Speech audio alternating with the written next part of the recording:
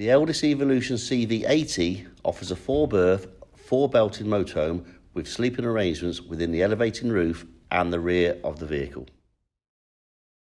To operate the roof into its elevated position, firstly release the locking mechanism by pressing the electric switch located behind the passenger seat.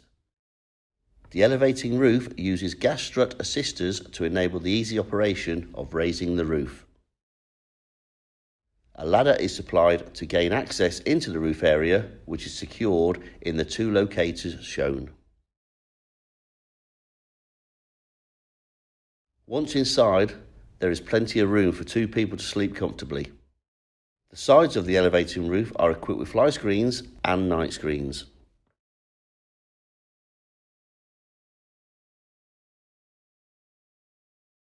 To lower the roof, simply pull down on the 2 roof straps. The locking mechanism will lock automatically.